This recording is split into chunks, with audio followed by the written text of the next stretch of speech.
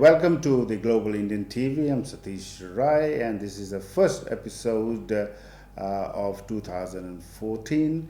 And today, to start off our rather 2015, to start off this segment of this year, I've got a very, very special guest all the way from Canada. Ashwini ji, welcome to Global Indian TV.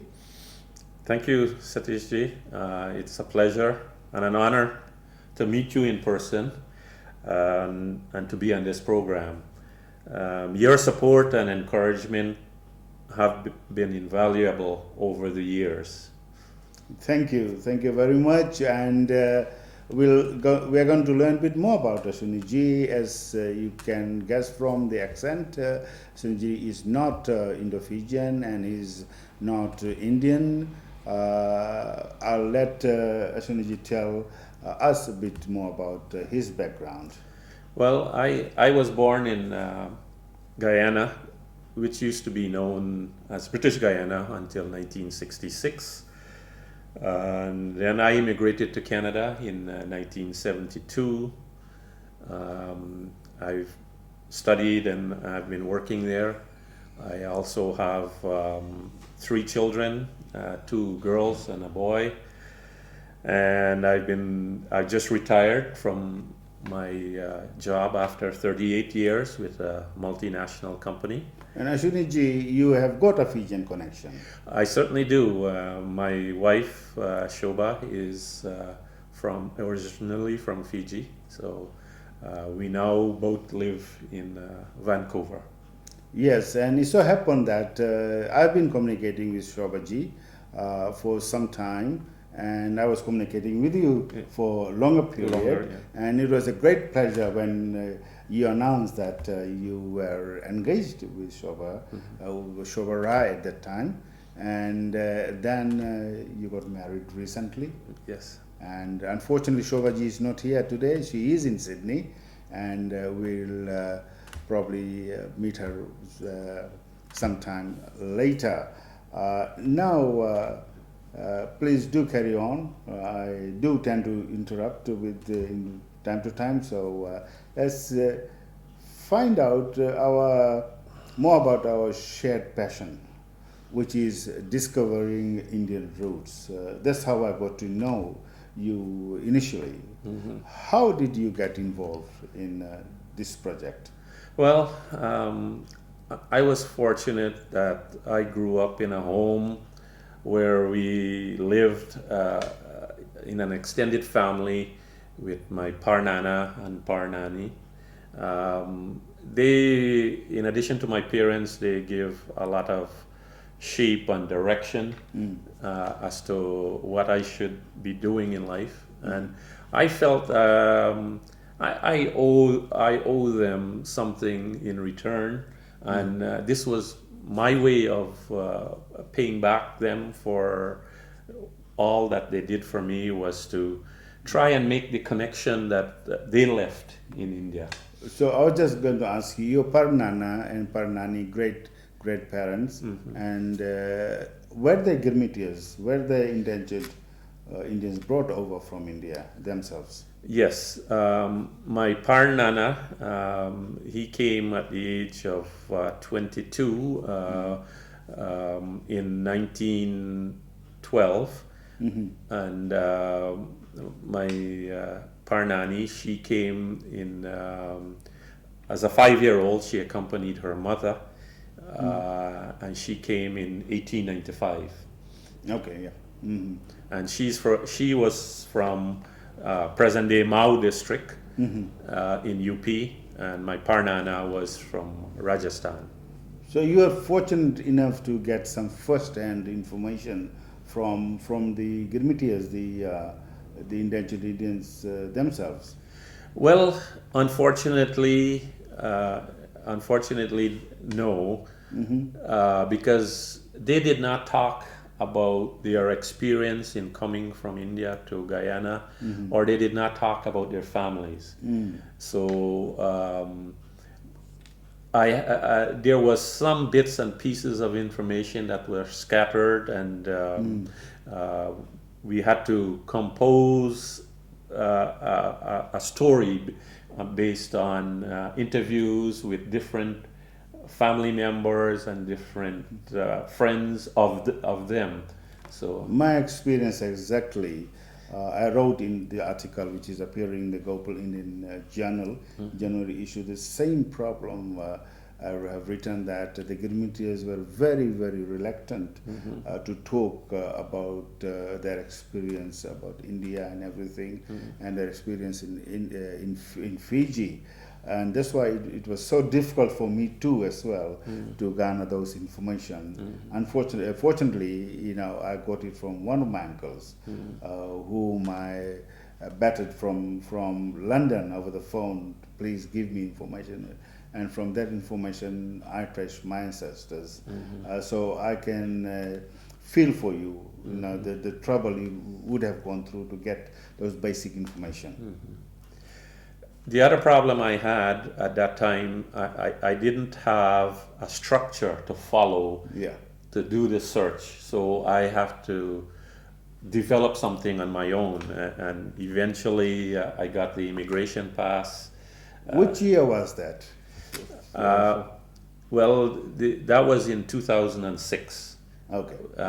When I visited India for the second time in 2006. I just returned home, and I had this package from Guyana with copies of the immigration pass. Yeah, so we followed a very similar journey. Yeah. And I finally found my ancestors on the fourth visit in 2004. And you found yours in 2006 after. 2006, yeah. Yeah, so tell us a bit about where they're from and.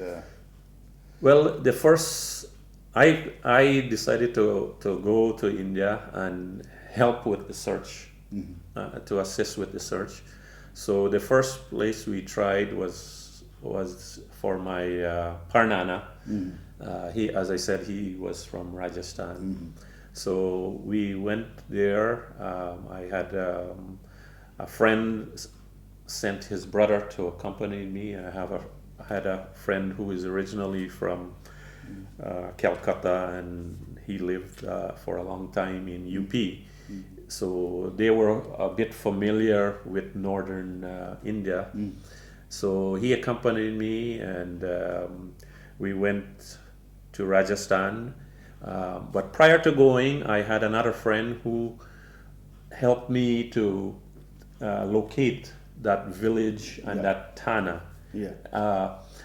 And it was a little difficult because at that time, that area was part of Jaipur district. Okay. But now that has bifurcated, and so it took a while to finally locate that village. So once we located it, we went to the Thana. We and did some interviews there, including with the police station.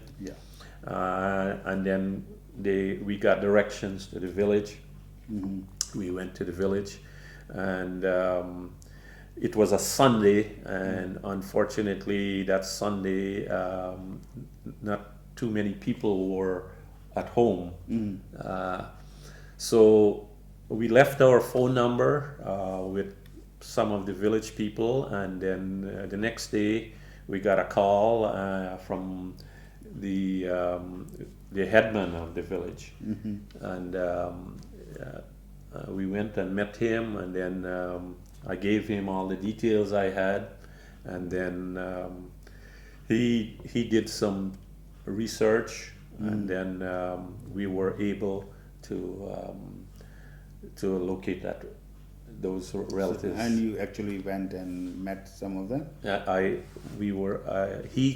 Actually, the village headman arranged for the relatives to come and meet at his house, and I got to meet them there, and then later on we went to their house and had a little meeting there.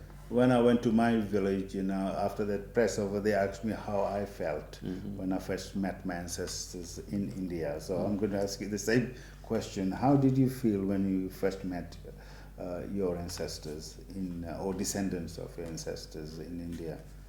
Well, it was a wonderful feeling that I have made this connection with the family of my Parnana, and they were very welcoming. They wanted me to stay back and spend some time with them and learn about Nanaji and learn about us, about the descendants and things like that. I went there and found traced the ancestral roots of one of my friends very close to your village. Is in between Jaipur and Agra, a place called Karoli. But let's now talk about your Parnanis. You're fortunate enough to trace her roots as well. Yes, the first try I made was unsuccessful because when she immigrated, her village was part of Azamgarh district in UP, but that also was bifurcated, and we went to some villages with similar names. Yeah. But there was no connection there. So I went back a year later and then did some more inquiries, and then we finally found that village in what is Mao district today. So again, one of the things that I found, especially with that family, life seems to have be the same as when Parnani left. The houses seem to be the same. Standard of living seems to be the same. So as compared to Parnanas, some of their people were able to educate themselves and have moved on. One of them was a school teacher and things like that. But the main thing, whether they were happy or not, because I went to a village in Gorakhpur and it seemed to be caught in history, old type of homes and things like that, a clan of about 30, 40, but they appear to be very, very happy. Oh, and I had the same experience. They couldn't do enough for you, Yes, yeah. And even when I go back on later visits, they're always so happy, and they set aside whatever they had to do when I go there to make sure that I'm welcomed and comfortable and things like that. Yeah, so right, you did a lot of hard work and traced your families, and then I know you've embarked on helping others. Tell me a bit, briefly about some of the successes you've had helping others. Yes, well, after my success with finding some of my roots, other people have started asking me to helping them. So, I felt that this needs to be something that's backed by an organization. So since I was part of a non-profit organization, I convinced our fellow directors and officers, this is something we should take on. They agreed, and we have it as an active project. And so we have helped not only people from Guyana, we've also helped people from Fiji, we've helped people from Suriname. So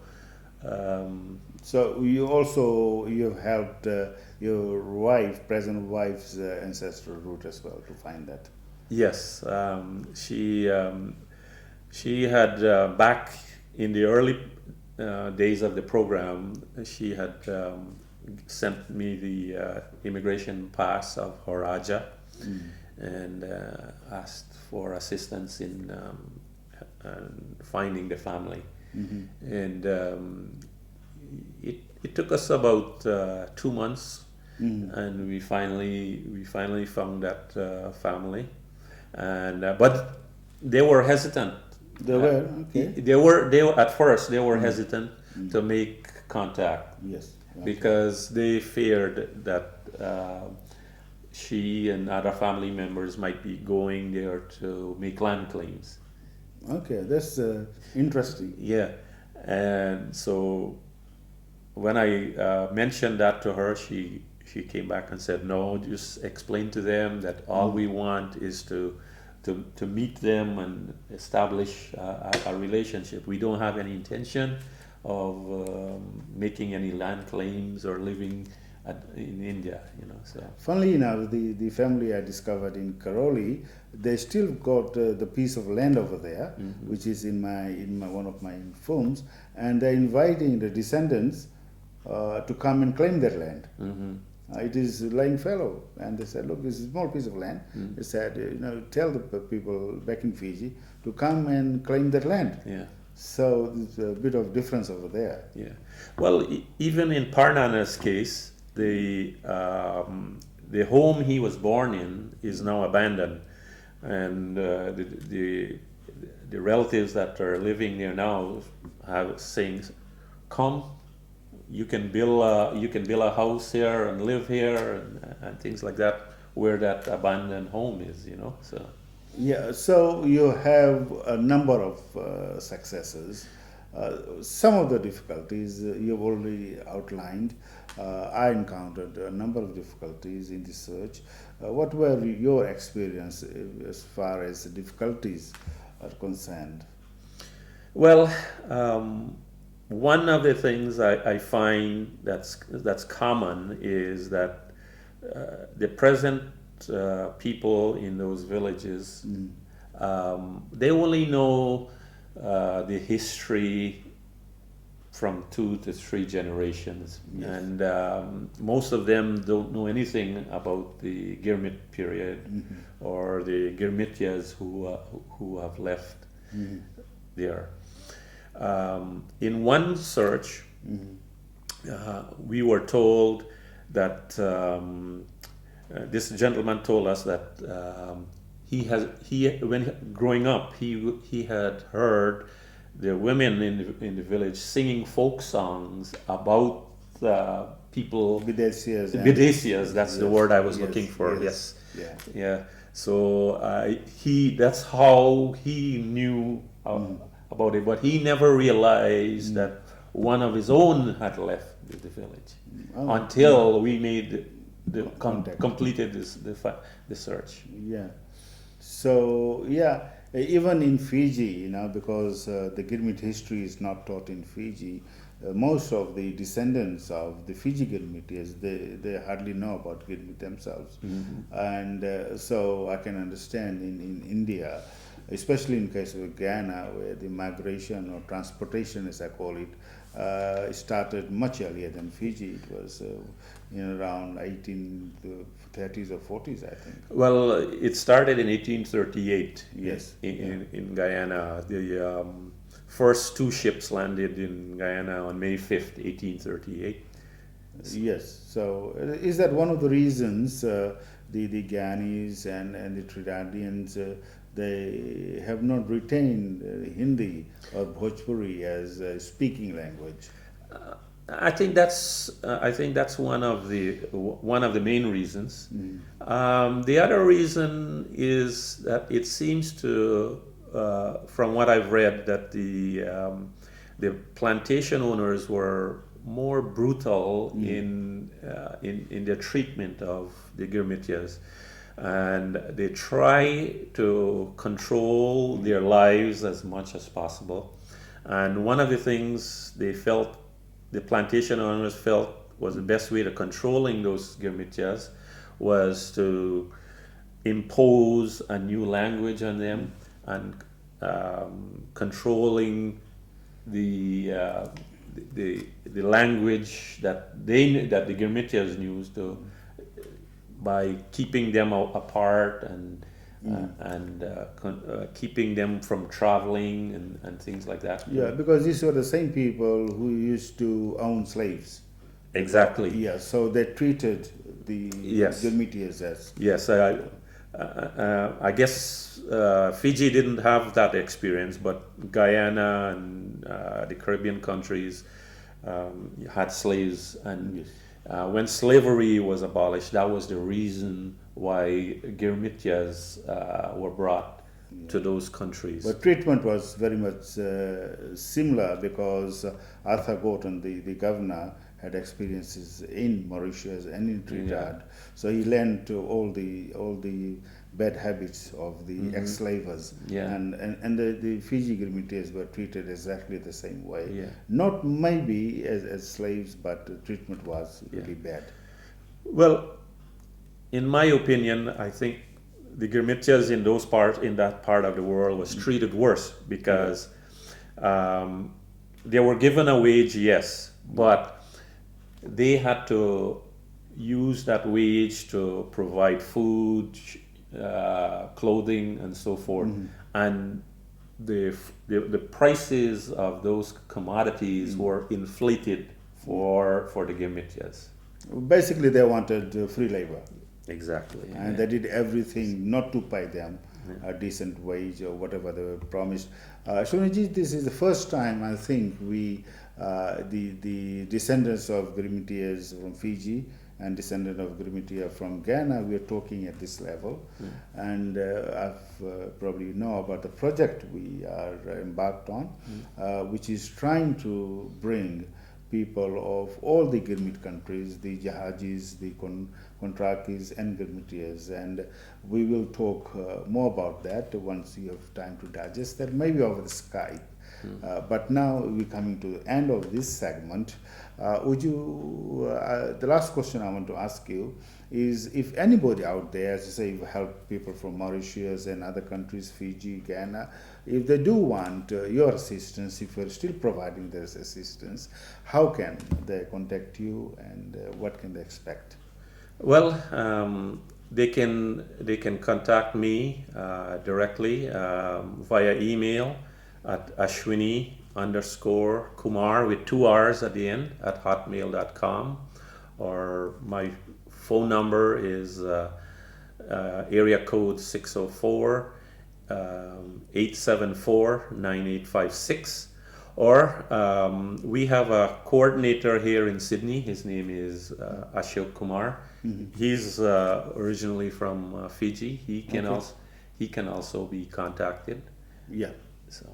Yeah, and there are a number of people over here. In New Zealand, we have Thakur Ranjit Singh who's assisting, and of course I'm here as well. We are now going to work together and try to do for people out there who are seeking their roots in India, the way we have done ourselves, and Ashwini, you have done yourselves. We want to bring the same pleasure to others over there. Do you finally want to say anything else which you may want to say and we have not covered? Well, I want to conclude by saying that this is a good way to honor those Gurmitias who made that long journey from India to Fiji, to Guyana, to Mauritius. The sacrifices they have made were enormous, and this is just a small way we can do something very small to repay, to remember those sacrifices and remember where we started, and those sacrifices are the ones that help us to get where we are today. For me, it was like taking my Aji's soul back to India, to her home in Uttar Pradesh. So it's my way of paying back to my ancestors, and quite rightly say there are a lot of people at the moment who are trying to reconnect with India, especially now that India is quite vibrant and there's a lot of opportunities in India. So please do contact Ashwini, especially if you're in that part in Americas there, but you can call him or contact him from wherever you are. And we'll be talking to Ashwini on another very important subject very soon. But until then, Thanks for being on the program, Ashwini ji. And thanks for having me here, Satish.